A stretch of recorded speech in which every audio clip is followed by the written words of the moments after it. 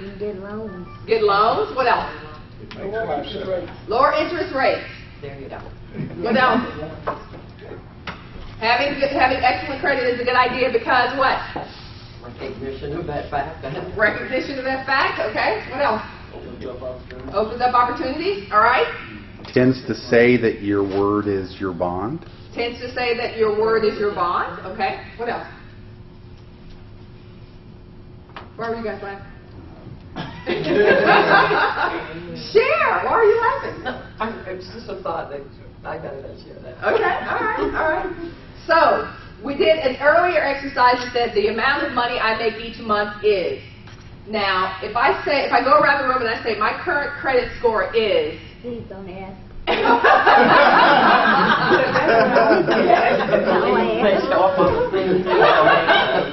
All right.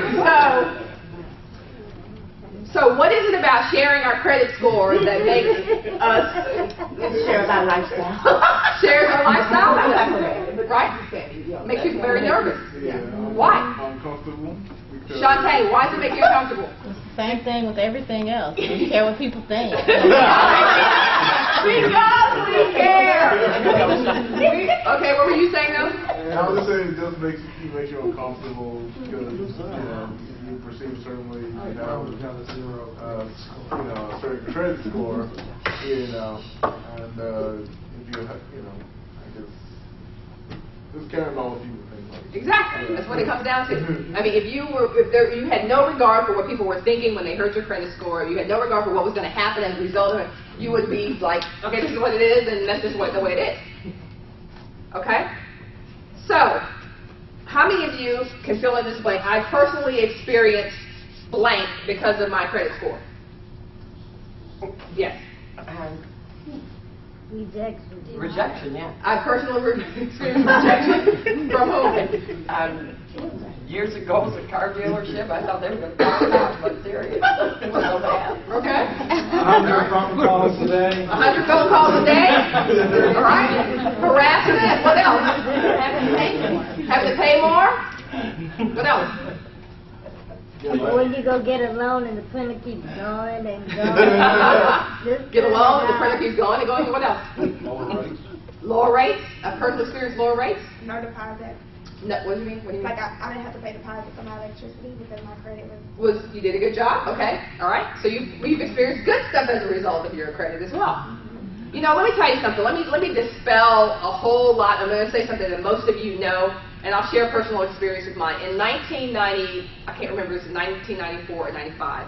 I had just left Procter & Gamble. Most of you know that I worked for Procter & Gamble, and I just started my first company. And it was also the year that I actually got my first book deal with Simon & Schuster. They paid me $32,000 advance for my book, which, 5-figure advance, I was like, score, that's really good. All at once, up front. And I was making about $58,000 with P&G, just my salary, maybe 56, and the compensation plan was like $100,000 or something like that. So I was leaving all that behind to go do whatever. And a friend of mine called and said that I am dying of cancer, and I have a daughter. And I can't think of anyone else I would want to raise my daughter but you. And so, but she's got to move there with you, blah, blah, blah, blah. And there was no question in my mind that I was going to do that, but it would mean that I would have to change my entire lifestyle because I don't have children, to have this child and do whatever. And at $82,000 that year, I was probably living at about $150,000, making $80-something thousand. And I took the child, and I completely had to downgrade my lifestyle. And as a result of that, my credit took a hit. Okay? And here's what I learned. Nobody cares why your credit is jacked up. Right? Because here's what, I'm just going to be real with you. I was like, my reason is so noble. I have noble bad credit, right? I'm doing a great thing for humanity. I'm taking right there. The people that didn't care about that, they were just like, look, you owe $3,000. Sorry to hear about it, but that's just the way it is. And I really thought, because I always had excellent credit, pay everything up, just excellent credit, went from excellent to like totally jacked up. And I actually thought that they cared. That I would get some special concession because the reason my credit was jacked up was because I'd taken this child, and blah, blah, blah. I'm not joking, I really thought I was going to get a good deal. And they were just like, I'm really sorry to hear that, Ms. Harris, but When can we have our money? Exactly. Is that 2 payments or 3 payments? Right? And that's really what it came down to. But here's what I learned as a result of that. I said, I'll be back. I mean, that's not even a big deal. I started to learn that when you have money, credit, jacked up credit is not that big of a deal. It really isn't. Because if you think of it, Donald Trump was bankrupt. Mark Victor Hansen went bankrupt. I mean, you think of the people who, somewhere along the way, something went awry. Henry Ford was 3 times. Henry Ford was 3 times. Donald Trump, I read like a couple months ago, was one of his companies in bankruptcy again. So when you have money, what I started to do, instead of focusing on all the shame that society has said that you should feel because your score is like, I think my credit's like 620, because it's a 620, then instead of feeling that, I started focusing on increasing my wealth profile. So I figured if I made enough money, it wouldn't be that big of a deal. And that's exactly what happened. So that's why I focus on building your wealth and enhancing your financial profile, so you don't have to deal, big deal. So what? It's 620, and I remember being in the office, buying a car, and talking to the people, and they were like, well, and then they said, well, do you have your bank statement? And I was like, and they were like, oh. And I was like, what? And now what? Because all of a sudden they changed it, right? Because it wasn't so much about the credit profile.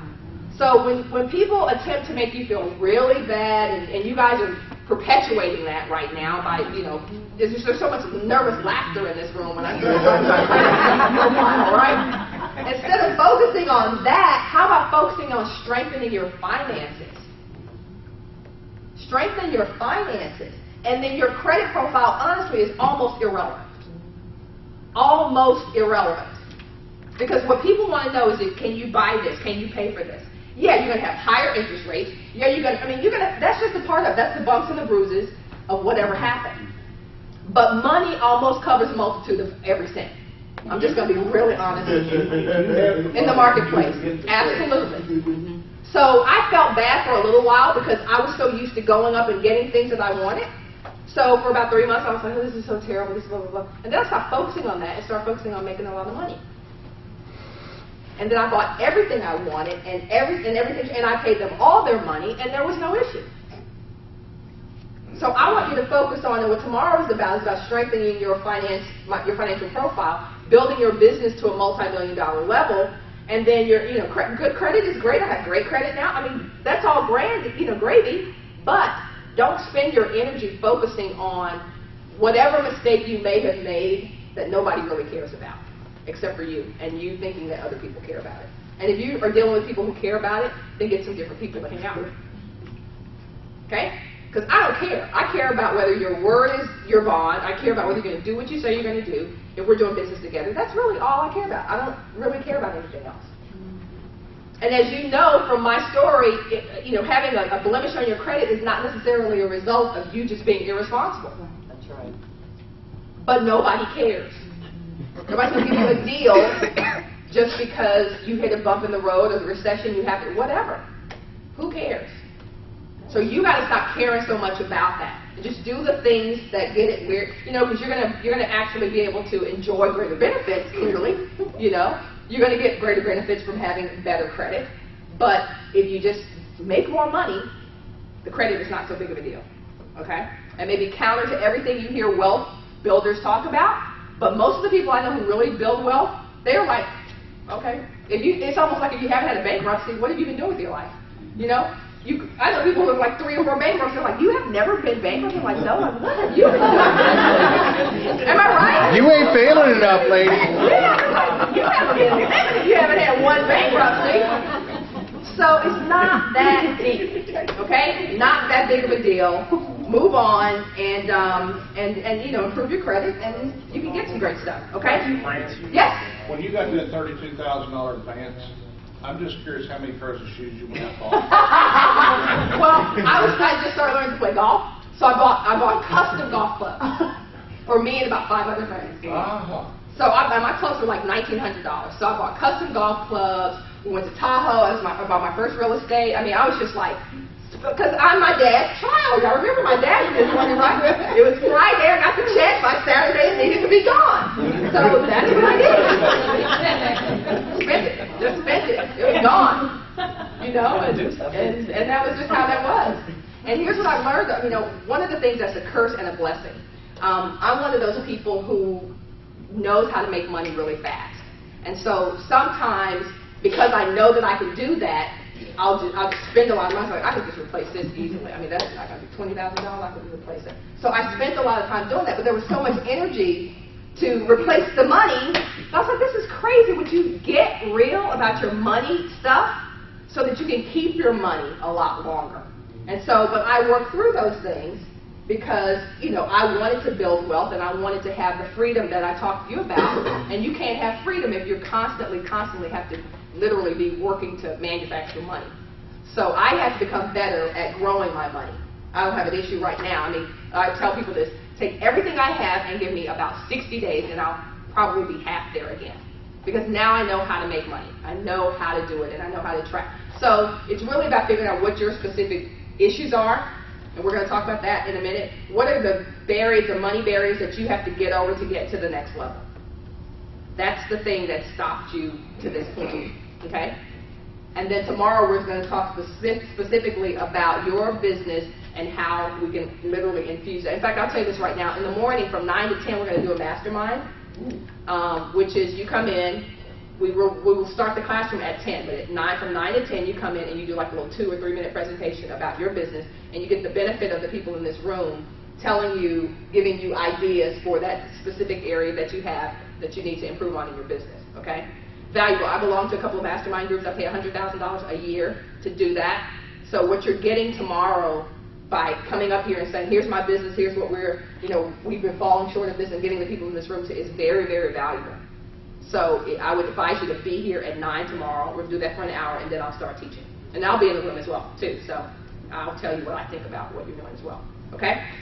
All right, let's finish up with the credit. Y'all okay? Y'all okay? All right. Feeling a little anxious. You feeling a little anxious? Yeah. If we had to share a credit score in this room, I'd probably what? Not.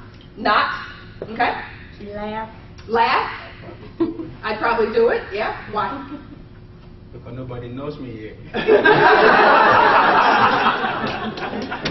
All right. Yeah. People when they see you in another minute, or the guy with the 200 score. Remember that? Okay. I feel blank when I discuss my credit because. Anybody? I feel fine because I don't care. What do you mean you don't care, John? Well, it's a repeat of what you just said. If you make X amount of dollars to get what you need, the credit score is really immaterial. Right. Where it becomes material is those of us that are old school from the standpoint that we were raised with that integrity and with that ethic. Right. And that part, that's an internal process. But the outer part, hey, it is what it is. Yeah. You know, you cannot prevent, in today's world, you can't prevent the fact that a credit card company closed your account because you didn't use it enough. Yeah. And it just dropped you 25 points. Yeah. And then you have that 3 or 4 times. Right. Okay. So what? Yeah. 2, 3, 4 years from now, even if the money doesn't change, the credit score changes by itself. Right. Right. What about you, Shantae? What was the question? The question is, I feel blank when I discuss my credit because.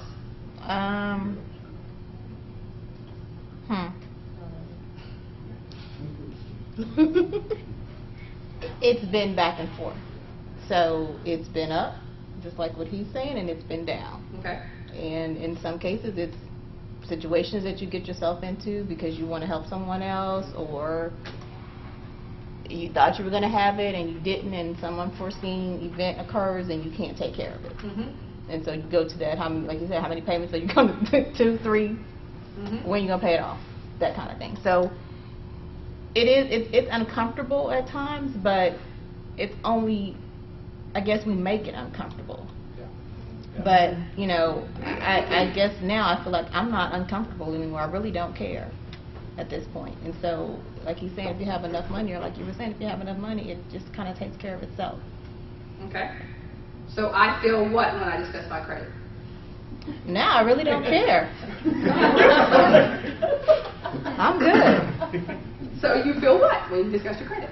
I feel... I'm happy now. You feel happy? I'm not concerned. I really don't have, I mean, I'm not tied to it, I guess, anymore. Okay. Whereas before, there was probably more of a link, like, okay, a bad feeling, I guess, before. And now I'm not, I'm good. Really? Are you? Yeah. Okay. Share it. I feel what when I discuss my credit? I am okay with my credit. I feel like it can always be better since the subject. My credit score is 725. Mm-hmm. It is what it is. It's not the best, it's certainly not the worst. Mm-hmm. One of the things we were talking about being old school is one thing from Mother instilled, because I have a house, I have a car. One of the things that blessed me was when my 1996 did a big poof and couldn't go anymore, I just said, Lord, I called my sister, I said, we're going to confess and we're going to agree that it's going to get me the young Chevrolet. I had AAA on speed dial. I said, if I can get it there, I'm going to push it there. And so in 5 minutes, I was able to do that. So I see the importance of it. But even on the counseling side, things do happen. So knowing both sides of it, I try to, like Shantae said, things happen, things don't happen. But what I try to do is, because it's my responsibility to always take control of it. So I'm okay with it. Okay with it. I just wonder why nobody's saying normal. I feel normal because I heard the other day that out of the 300 million Americans, almost 170 million of them that need some real serious like facelift on their credit. So that's over half in a room like this. Maybe a third of us would you know, I don't know, maybe more than that. I don't know. It doesn't matter. That's why I go, we probably are normal because like you, you know, stuff happens. Right. And the only thing for me is it's a matter of convenience and inconvenience. That's it. That's as far as it goes for me. It's more convenient to have great credit. Right. You just got to work things a little bit differently if you got a little funny credit. That's it. If you take it and if you say, you know, I know I'm going to be a little inconvenienced because of this, that's it. And not feed into the looks that people give you and the shame they try to, you know, well, your credit, you know, they do all that and you're just like, okay, you don't feed into that, yes. The 50% that are in the under the 700 threshold, those are we're the masses that fall under the hook of the credit repair, and we can fix this and we can do that. That whole industry. And it's all about that personal status feeling of, well, if I have good credit, then I can do this and I'll do. Make more money and or take the finances you have. Do something different with what you have. That should be the least of your stress load. Because some of it you can never change. And nor can you have an effect on. But I think some of that comes from the way we grew up with absolutely. that. So, because, you know, I can remember we had it all, so it looked, you know, but we had taxes were due on the land and all that kind of stuff. So that's where, I mean, sitting here, I'm thinking about, wow, that's why I feel that way about this, you know, particular situation or that particular area of my life because of that. And so this is great because I'm now like, okay, that's another, that's something, you kind of just feel like I'm shedding this, I don't know, like old skin or something. Yeah, you've got to feel better about this situation to be able to attract money the way you're talking about you want to attract it. You can't be saying, oh, I'm going to be multimillionaire, blah, blah, blah, but secretly you feel bad because you have a 500 credit score. It's very incongruent. So you've got to get okay with wherever you are. And just go where you are, where you like, take the money away in 60 days, I'm going to be okay. And I've got people in my life like that, and I'm just sitting and go, but they're like, no, you know, while you're sitting there over analysis paralysis, like, you're sitting there trying to figure out, I've gone ahead and made my first deal. Yeah, tomorrow when I kind of lay out my entire kind of empire, and you see the multiple streams of income that I have, simply because, you know, I'm of the everyday, I'm hustling.